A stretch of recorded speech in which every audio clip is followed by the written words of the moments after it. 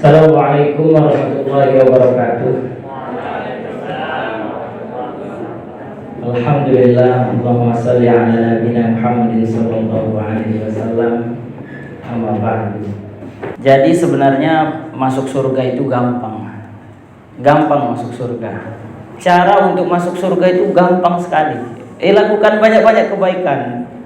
Bahkan di dalam hadisnya Rasulullah sallallahu alaihi wasallam banyak sekali memberikan bagaimana cara-cara kita agar kita bisa masuk surga.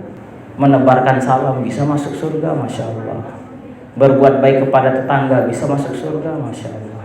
Intinya adalah jangan sampai kita melakukan maksiat kepada Allah Subhanahu wa ta'ala. Tentu semua orang pasti punya salah. Namun ketika kita memiliki kesalahan, kita langsung beristighfar kepada Allah Subhanahu wa ta'ala, kembali kepada Allah Subhanahu wa ta'ala, insya Allah kita pasti masuk surga. Walaupun amalannya sedikit. Ada banyak sekali kisah orang yang bertaubat kepada Allah Subhanahu wa ta'ala, kembali ke jalan Allah Subhanahu wa ta'ala. Amalannya tidak banyak namun bisa masuk surga. Intinya jangan sampai tinggalkan sholat lima waktu. Oleh karenanya kita dengar para ustaz-ustaz menyatakan, senakal apapun kalian jaga sholat 5 waktu. Mau cari dimanapun, cari referensi di YouTube kah, di artikel kah, di mana, pasti dikatakan di sana jaga sholat 5 waktu. Bukan berarti dengan kita sholat 5 waktu kita bebas berbuat nakal. Namun kalau seandainya kita masih belum bisa baik, jaga sholat 5 waktu. Siapa tahu dengan kita terus sholat 5 waktu, jaga sholat 5 waktu, kita perbaiki sholat 5 waktu kita, Allah Subhanahu wa ta'ala akan memberikan kita hidayah. Simple intinya, masuk surga simple. Jangan bermaksiat kepada Allah Subhanahu wa ta'ala. Hindari dosa yang bisa kita perbuat. Kalau memang ada dosa yang kita lakukan, segera bertaubat kepada Allah Subhanahu wa ta'ala, kembali ke jalan yang benar. Simple, cuma itu saja. Tidak perlu amalan yang terlalu banyak sebenarnya. Tapi kalau seandainya kita merasa punya banyak dosa, ya alangkah baiknya kita iringi dengan amalan-amalan yang lebih baik. Kemudian kemarin saya menghadiri kajian, Masya Allah, Alhamdulillah, kajiannya luar biasa sekali. Dan di dalam kajian ini saya diberikan 3 amalan bagi orang-orang yang malas, katanya, Masya Allah. Yang menyampaikan ini adiknya Syekh Ali Jaber. Apa amalan tersebut? Yang pertama adalah jaga ayat kursi setiap selesai sholat 5 waktu. Di dalam hadisnya Rasulullah sallallahu alaihi wasallam bersabda, "Man qara'a ayatal kursi dubura kulli sholatin maktubatin lam yamna'hu min dukhulil jannah illal maut." Siapa yang istiqomah baca ayat kursi setiap selesai sholat 5 waktu, maka tidak ada yang menghalanginya masuk surga kecuali kematian itu, karena kematian belum datang kepadanya. Usahakan jaga amalan ini. Katanya ini amalan bagi orang yang malas. Lalu bagaimana dengan hadirin yang di sini yang Masya Allah rajin-rajin? Yakin saya semuanya rajin. Tentunya akan sangat mudah mengamalkan ini. Siapa yang mau masuk surga di sini? Ada yang nggak mau masuk surga? Mau semua, yakin saya. Kalau memang mau, ya amalkan amalan yang dapat mengantarkan kita ke surga. Salah satunya ini, jaga istiqomah baca ayat kursi setiap selesai sholat 5 waktu. Itu amalan pertama untuk orang malas. Amalan kedua untuk orang malas, katanya Syekh Husain Al-Jaber. Amalan kedua ialah membaca Qul huwallah 10 kali. Di dalam hadis Rasulullah sallallahu alaihi wasallam pernah bersabda, "Man qara'a Qul huwallahu ahad 10 marratin banallahu ta'ala lahu qasran fil jannah." Di dalam riwayat yang lain menyebutkan, banallahu ta'ala lahu baitan fil jannah. Siapa yang membaca Qul huwallahu ahad, maksudnya ialah surat Al-Ikhlas 10 kali, maka Allah Subhanahu wa ta'ala akan membuatkan ia istana di surga. Masya Allah. Logikanya kalau seandainya sudah ada istananya di surga, orangnya pasti akan jemput istananya. Logikanya kalau orang sudah punya tanah di suatu tempat, nanti dia akan cari tanahnya. Kalau seandainya kita dari sekarang sudah bikin istana di surga, insya Allah nanti kita akan masuk, cari surga kita itu, cari istana kita itu, cari rumah kita di surga itu.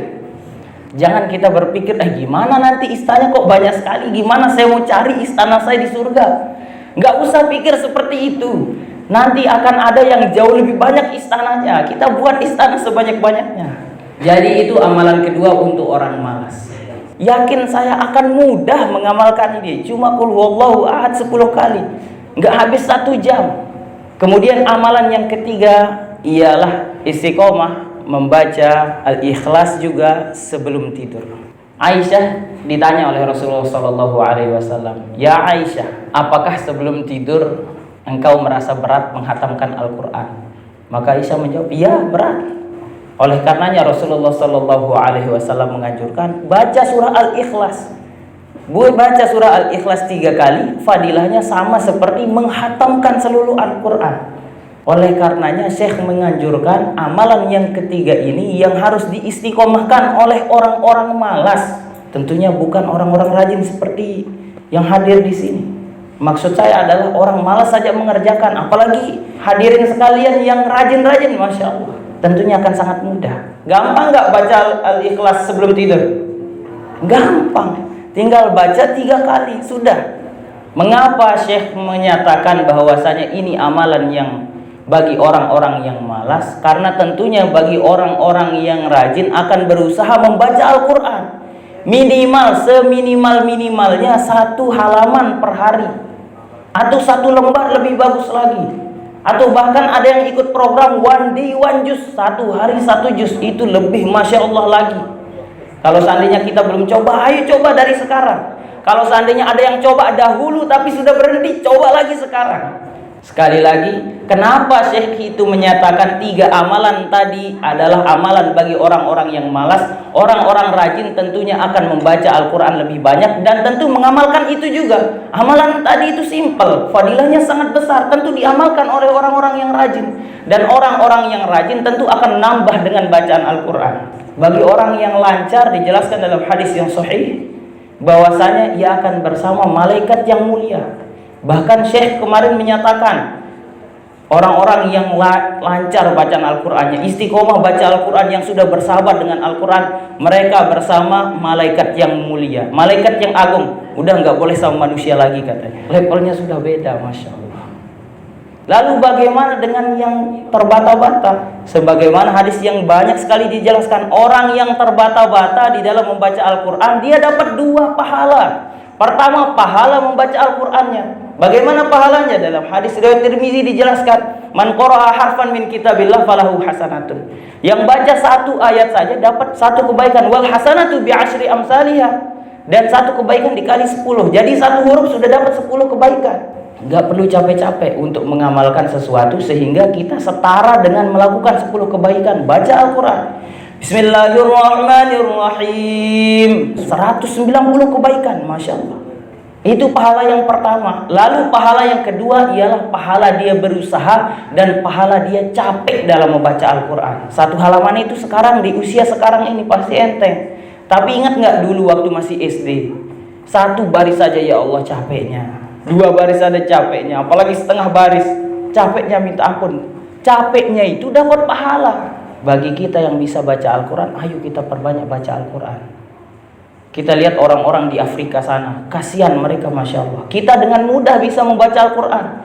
Mereka harus nyontek dulu Al-Quran dari gurunya. Dia tulis dulu Al-Qurannya, baru dia bisa baca Al-Quran, baru dia bisa hafal Al-Quran, baru dia bisa ngaji. Sekarang kita ada Al-Quran instan, bahkan bukan cuma di mushaf saja, di HP bisa.